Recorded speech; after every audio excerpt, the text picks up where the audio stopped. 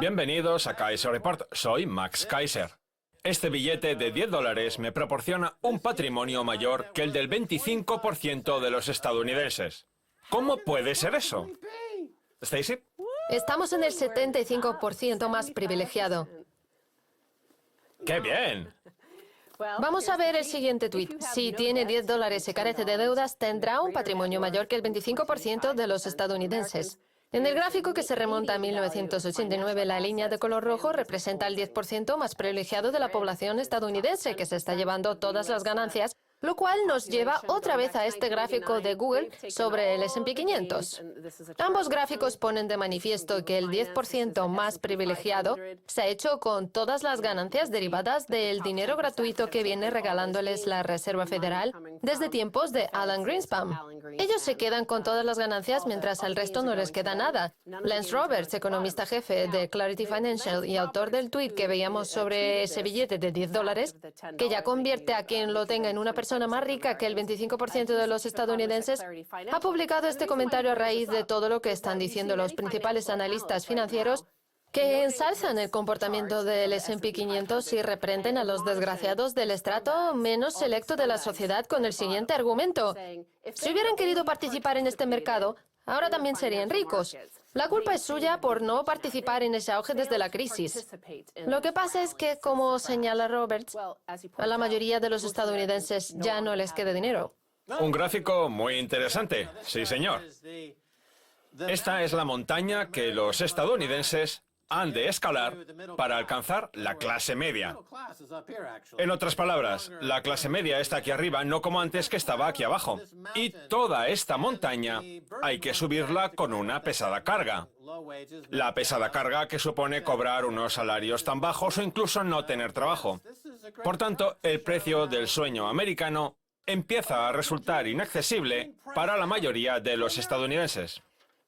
No tienes más que buscar en Google la expresión perder la oportunidad para encontrar a un sinfín de analistas de Bloomberg, de la CNBC, etc., acusándole a la gente de haber perdido esa oportunidad por hacer caso a los detractores del sistema. Vamos a ver qué más cuenta la noticia. Para que los particulares puedan invertir han de tener unos cuantos ahorros con los que hacerlo. Pero desgraciadamente, entre el débil crecimiento económico, el estancamiento de los ingresos, el aumento del costo de la vida y dos grandes mercados a la baja, a casi el 80% de los estadounidenses les resulta imposible participar en este mercado, como demuestran numerosos estudios y datos estadísticos que han venido publicándose en los últimos años. Hoy precisamente vamos a presentar algunos de esos datos estadísticos, pero antes de eso, conviene recordar que los dos únicos momentos en los que el estadounidense de a pie participó en el mercado fue con la burbuja de las .com y con la burbuja que acabó desembocando en la crisis del 2007. Ahí fue donde el ciudadano común perdió todo su dinero, donde los representados por esta insignificante línea perdieron todos los activos que tenían. No es justo decir que tenemos igualdad de oportunidades, que hay que tener fe y adoptar una posición larga en el S&P 500, porque la mayor parte de la riqueza que hay depositada en índices como ese pertenece a una gente a la que le resulta muy fácil adoptar esa posición larga, es decir, comprar con un dinero prestado al 0% de interés o incluso menos, a la vez que acuden al mercado de los derivados para cubrirse, lo que hace que su máxima exposición a las ventas no supere el 1 o el 2% de sus activos. En cambio, el ciudadano de a pie acude al mercado con sus ahorros ganados con el sudor de su frente, compra acciones, se endeuda a un interés considerable y no cuenta con ninguna protección, puesto que el costo de asegurar al inversor medio es demasiado elevado y las comisiones también. Por cierto, conviene recordar que los más ricos de estos gráficos no pagan comisiones, o mejor dicho, se las devuelven. Es lo que en Wall Street se llama dinero blando, que se utiliza para devolver las comisiones mediante sobornos ocultos que se producen entre gestores monetarios y corredores de bolsa. La última burbuja tuvo lugar por culpa de la crisis de las hipotecas basura en el mercado inmobiliario. Pues bien, ¿a que no sabes qué les pasó a los verdaderos dueños de esa hipoteca que vivían en esas casas? Que perdieron su patrimonio. En cambio, ¿qué les pasó a los dueños de los derivados, las obligaciones de deuda garantizada y los títulos con respaldo hipotecario? Que no perdieron ni un centavo porque la Reserva Federal compró todos esos títulos con respaldo hipotecario y los trasladó a dominio público. Aún no se conocen porque todavía no han llegado a su vencimiento, pero están ahí, en el balance general de la Reserva Federal, que contiene billones de dólares en títulos con respaldo hipotecario. O sea que mientras unos lo recuperan todo, otros se quedaron sin patrimonio.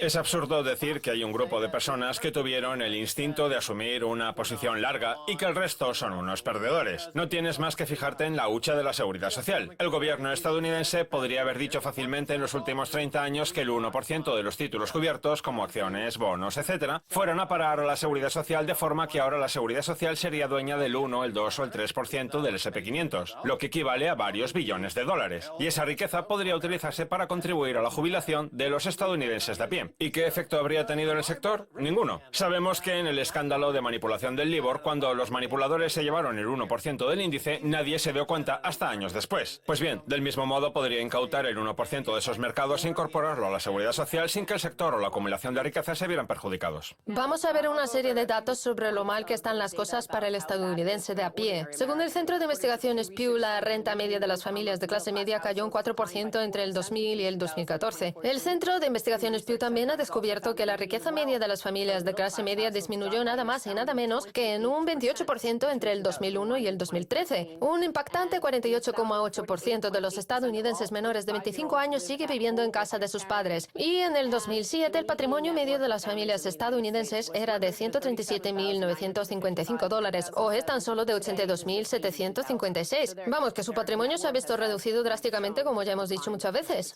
Déjame que siga con mi ejemplo que estoy lanzado. Adelante. Sabemos que la bajada de los intereses ha provocado una transferencia de riqueza de los ahorristas a los especuladores. Y esos intereses bajos generan burbujas y estafas Ponzi que hacen que sus participantes se crean muy inteligentes por formar parte de ellas. Yo lo que propongo es vincular la seguridad social a la evolución de las tasas de interés, de manera que si los intereses bajan, las comisiones que se generarían por todos los títulos aumentarían y eso permitiría enriquecer la hucha de las pensiones. De esa forma, la principal beneficiada de los intereses bajos sería la seguridad social. Lo que no se puede hacer es robarles el dinero a los ahorristas para entregárselo a Carl Icahn o a otros mafiosos de las grandes empresas, creyendo que es una forma responsable de gestionar la economía, cuando no lo es. No es más que utilizar la ingeniería financiera para trasladar el dinero de los bolsillos de la mayoría de los estadounidenses a los de los especuladores multimillonarios que no contribuyen con nada al beneficio de Estados Unidos.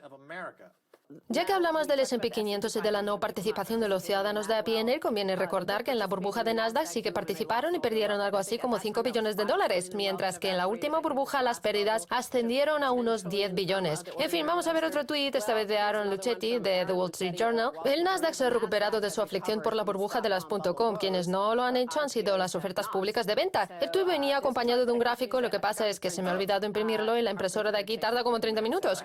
Yo puedo reproducir con un baile la tendencia del gráfico. Sí. Esto es que sube. Sí, suben el Nasdaq y el S&P 500. Sí. En la burbuja de las .com había un montón de ofertas públicas de venta. O sea que esas bajan y el gráfico sube. Sí. Así reproduzco yo los gráficos, con esta especie de baile de los gráficos. El baile de los gráficos. La ausencia de ofertas públicas de venta se debe a las elevadísimas valoraciones de muchas de las empresas, como es el caso de Uber, que vale más que el 85% de todas las empresas que integran el S&P 500, por lo que resulta imposible hacer una oferta pública de venta y que la gente pueda invertir. Los únicos que salen beneficiados son los Carl Icahn y los Goldman Sachs de turno. Un día las carteras de los inversores acabarán por desaparecer y esa ausencia de ofertas públicas de venta nos habla de un mercado en desaceleración, de una disminución de la actividad en Estados Unidos. Alguien dijo una vez que tener acciones es como sujetar un fósforo encendido. Las acciones de Uber están en manos de unos cuantos multimillonarios del Valle del Silicio, mientras la valoración de la empresa no deja de subir. Lo que pasa es que al final se acaban optando por hacer una oferta pública de venta y los mercados corrigen el precio, el fósforo termina quemándonos los dedos y pasamos a ser carne de cañón para el fenómeno de los unicornios. Bueno, llegados a ese punto, a lo mejor aumentaba la velocidad monetaria, porque además de esta continua reducción del número de personas que controlan los activos y que también ha quedado demostrada en los gráficos, otra de las causas por la que los estadounidenses no pueden invertir es por el continuo descenso de la velocidad monetaria. El gráfico que establece el año 2000 como punto de referencia para el 100% recoge la evolución de la velocidad monetaria en Estados Unidos, Europa y Japón. Pues bien, como ves, la velocidad monetaria ha caído un 40%. Déjame verlo. El dinero no circula, sino que se queda en manos de unos pocos que como mucho pueden pasarlo de su cartera de acciones de Uber al S&P 500, pero que no lo hacen circular por la economía real. En otras palabras, en el 2008 se decidió emitir muchísimo dinero y dárselo a los bancos para rescatar a los acreedores. Y los bancos aprovecharon ese dinero para quedárselo en su poder y seguir manteniendo en pie su insolvente cartera de bonos, que es como tienen estructurada su capitalización. Pero de prestar dinero para estimular la economía, nada. De ahí que la velocidad monetaria, que representa el dinero que los bancos se prestan los unos a los otros, no haya subido.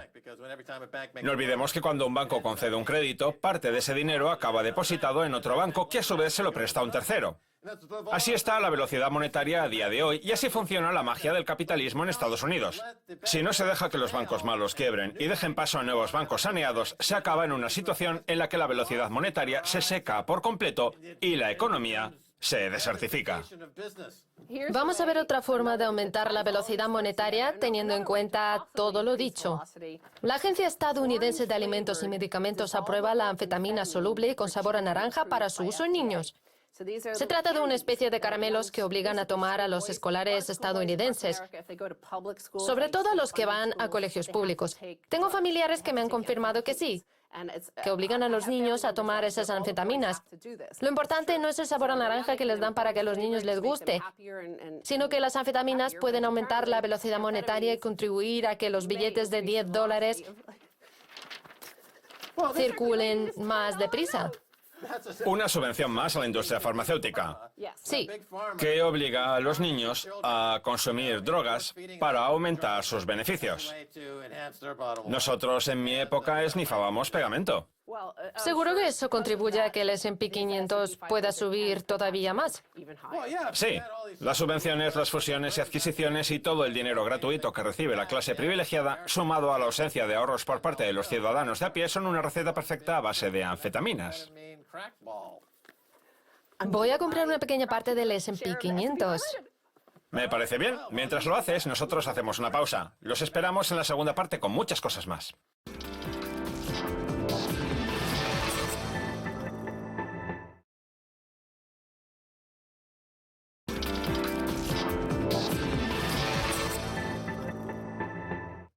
Bienvenidos de nuevo a Kaiser Report. Es hora de viajar hasta Ontario, Canadá, para hablar con Henry Giroux, catedrático de la Universidad McMaster, profesor por una escolarización en pro del interés público y autor de La guerra del neoliberalismo contra la educación superior y la política y la cultura zombies en la era del capitalismo de casino.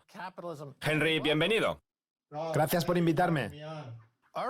Muy bien, entremos en materia. La locura se está apoderando de Estados Unidos. Escribe usted en su libro sobre la política zombie, un punto de vista que comparten muchos europeos que asisten al auge de Donald Trump. ¿Cómo explica su aumento de popularidad en la era de la política zombie y el capitalismo de casino? Yo creo que Trump encarna ambas cosas. Por un lado, encarna a ese tipo de lo que yo llamo muertos vivientes, a los que la justicia social, política y económica no parece importarles lo más mínimo, y que tanto hacen por socavar la democracia. Y por otro, representan también a los intereses del 1% más privilegiado. Ahora bien, lo verdaderamente interesante de Trump es lo que gira en torno a él, que es sintomático de un problema mucho mayor. Yo creo que podemos hablar de 3 o 4 cuestiones que son las que han propiciado su auge.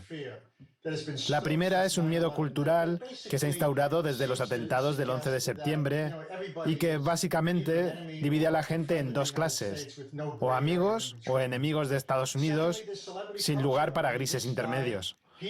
La segunda es el conocimiento y el manejo de los medios que tiene Trump y que no duda en utilizar para llegar a la indignación de la gente y para transformar esa indignación en olas que enmascaran la naturaleza de los problemas. En muchos sentidos, Trump es producto del Partido Republicano. Robert Kagan, uno de los máximos exponentes del conservadurismo estadounidense, lo denominaba el monstruo de Frankenstein del partido. Y yo creo que tiene razón. Y Trump es también producto de una corriente contraria al intelectualismo que existe en Estados Unidos y que lo está inundando todo, desde los medios a las escuelas. Cuesta mucho hablar de Trump sin decir que encarna un nuevo tipo de analfabetismo cívico. Trump también parece encarnar una tradición estadounidense, la de la charlatanería. Sí. En otras palabras, Estados Unidos es cuna de algunos de los mayores charlatanes de la historia, como es el caso de P.T. Barnum. Y desde ese punto de vista, Trump es muy estadounidense. Encarna perfectamente una cultura ambulante que es muy rica en Estados Unidos. Así pues, apoyar esta mentalidad de fingir hasta conseguirlo es algo muy típico estadounidense. Creo que tiene toda la razón. La diferencia respecto a otras veces es que cuenta con unos medios de comunicación a su total disposición 24 horas al día, 7 días a la semana. En Estados Unidos a los famosos no se les hacen preguntas tan difíciles como las que hacen ustedes en el programa. Hay una especie de respeto reverencial por ellos que impide preguntar lo que verdaderamente importa. Y yo creo que no hace mucho que los estadounidenses han empezado a darse cuenta de que Trump representa una nueva forma de autoritarismo que encaja perfectamente en lo que yo llamo la política zombie. Es casi un movimiento neofascista. Estamos hablando de un político deseoso de cometer crímenes de guerra. Cree en la tortura, en bombardear a las personas y además es un idiota. Y la gente está empezando a darse cuenta ahora, aunque a lo mejor ya es tarde. Lo que está claro es que Trump es producto del odio y el fanatismo que viene promoviendo el Partido Republicano y también, en cierto modo, el Partido Demócrata desde hace años. Pero hay otra cosa muy importante de la que no hemos hablado aún, Max. El sistema bipartidista de Estados Unidos es totalmente incapaz de dar respuesta a las necesidades básicas de los ciudadanos. Y dentro de ese enfado que también está aprovechando Trump, hay una especie de fractura entre los que creen en la democracia y los que no. Pero como digo, lo que hace Trump básicamente es aprovecharse del enfado actual existente con la clase dirigente. Lo que pasa es que va mal dirigido y es muy peligroso. Ya que he hablado de los medios... De los medios dominantes. Sí, de los medios dominantes. Tras la Segunda Guerra Mundial, pareció existir un esfuerzo en Occidente, en Estados Unidos, por proteger a la opinión pública de la propaganda, y eso hace que un periodista como Walter Cronkite acabe sus estudios universitarios con un objetivo claro: contar la verdad que más le conviene a la opinión pública. Ya vimos en los congresos de Nuremberg lo que pasa cuando se reúne mucha gente y se adopta una actitud propia de una secta. Algo que parece volver a repetirse a día de hoy con las redes sociales y eso que ha venido a denominarse fenómenos virales, que permiten movilizar en un instante a decenas de millones de personas. Basta con que un líder carismático diga una sola frase para que lo acompañe toda una horda de seguidores. ¿Qué le parece? Sí, creo que vuelve a tener toda la razón. Ahora bien, también pienso que donde los medios han cosechado un gran éxito, y un éxito muy pernicioso, por cierto, es en ese gusto que han desarrollado por el espectáculo. Los medios no organizan a la opinión pública en torno a las cuestiones de relevancia, sino en torno al espectáculo. Fíjese si no en las palabras del máximo responsable de la CBS, que dijo algo así como: a mí no me gusta Trump, pero las audiencias han subido muchísimo y eso nos está permitiendo llevarnos un dineral. Es decir, el ansia de espectáculo se une al ansia de dinero, dejando atrás cualquier atisbo de responsabilidad política, moral, ética y social. El directivo de la CBS que hizo esas declaraciones fue Leslie Moonves. En fin, en la campaña de Estados Unidos se está produciendo un fenómeno muy interesante. Los estadounidenses de raza blanca se mueren. Solo se había visto un aumento de la tasa de mortalidad así en Rusia tras el desplome de la Unión Soviética. Y ese incremento también tiene una causa económica en el caso de Estados Unidos. El problema es la diferencia que separa la crisis económica de la crisis de ideas que tenemos. La crisis de ideas no coincide con la crisis económica, a pesar de las contradicciones existentes en la sociedad estadounidense y muy especialmente en lo que respecta a las enormes desigualdades actuales. No en vano, la mitad de toda la riqueza de Estados Unidos está en manos de 450 familias. Además, no hay trabajo, la juventud no tiene futuro. Tenemos una política mayoritaria que considera a los ciudadanos elementos prescindibles que incluso pueden llegar a ser sobras del sistema. Ahí es donde entra en juego el concepto zombie, que representa a toda una maquinaria destinada a provocar la muerte social y política. Y Trump es la quinta esencia de eso. Permítame hacer una pequeña digresión, a ver qué le parece. Los pescadores de atunes de Japón, que están llevando al atún azul a la extinción, están almacenando los atunes en congeladores para que cuando acaben de extinguirse, el precio suba y ellos puedan enriquecerse con su venta. Es lo que ha venido a llamarse la economía de la extinción. ¿No le parece que eso refleja lo que acaba de decir usted sobre el carácter prescindible de los ciudadanos, que incluso añade valor a los que provocan la extinción? ¿Qué opina? Es un argumento brillante por su parte. El único valor que importa actualmente es el de compraventa. Y la única prioridad que importa es la acumulación de capital. Ganar todo el dinero que se pueda en el menor tiempo posible. Y ahí los ciudadanos dejan de tener importancia, como no sea para que los exploten. Nos encontramos en un periodo caracterizado por la naturaleza prescindible del ser humano que no se parece a nada que hayamos visto jamás. Porque no solo se trata de una marginación por motivos de raza o clase, sino que afecta a toda la clase media, que está desapareciendo. Yo creo que el enfado y la frustración, unidos a la falta de análisis teórico y político, son los que han generado esta situación tan peligrosa y explosiva.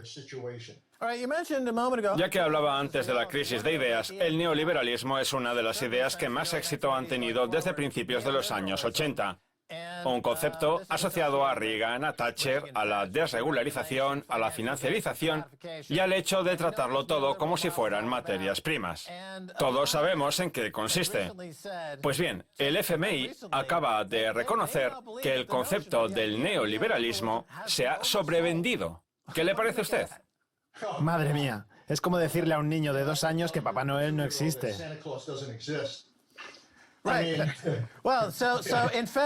El FMI añade que quizá la austeridad y el flujo libre de capital no sean tan estupendos como nos han querido hacer ver, y estén provocando un aumento de las desigualdades. Fíjese cómo el FMI se refugia en su trinchera.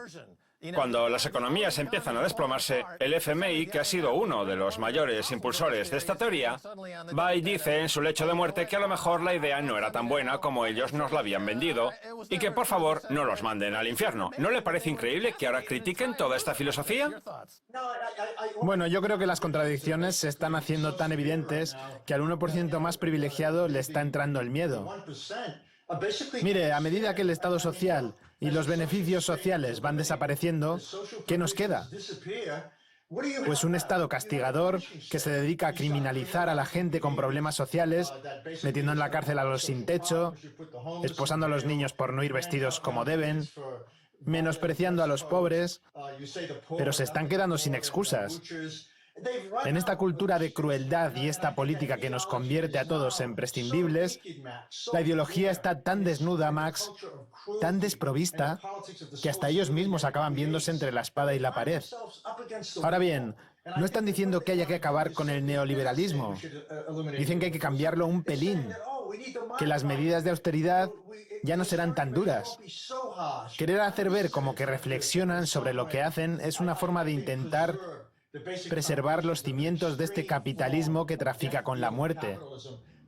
Y además tampoco es que reflexionen demasiado sobre toda la desdicha que provocan, porque tienen el convencimiento de que la actividad económica no acarrea consecuencias sociales. Una de las cosas con las que más disfruta uno leyendo sus obras es su fina prosa y su refinado lenguaje. que son un verdadero placer para los sentidos. Pues bien, hay un fragmento concreto que me gustaría recuperar. Aquel en el que dice que la violencia es la única forma de placer. Sí. Háblenos al respecto. Lo que quiero decir con esa frase es que Estados Unidos está saturado de violencia. Y por violencia no me refiero a los asesinatos de jóvenes que se producen en Chicago, donde mueren más personas tiroteadas durante un año que en Afganistán, sino a esa especie de conversión de la violencia en un deporte, en una forma de entretenimiento, el principio fundamental por el que se rige la sociedad civil en todas sus manifestaciones, ya sea en la política, en el mundo del entretenimiento, en las películas, en el cine de catástrofes. La violencia es el mediador definitivo a través del cual resolvemos los problemas. Se penaliza a los pobres hasta tal punto que la guerra contra la pobreza se convierte en una guerra contra los pobres. Y esto va a más. Estados Unidos es un país enteramente dominado por la violencia y por los grupos de presión de la violencia. De lo que hay que darse cuenta es de que existen alternativas que no implican violencia necesariamente. Henry, ¿le parece que sigamos el próximo día? Sí, por supuesto. Muy bien, aquí lo dejamos entonces. Esto es todo por hoy en Kaiser Report. Somos Max Kaiser y Stacey Herbert. Quiero dar las gracias a nuestro invitado Henry Giroux, autor de La guerra del neoliberalismo contra la educación superior, entre otros libros. Si quieren contactar con nosotros, envíenos un tweet a Kaiser Report. Hasta la próxima. Adiós.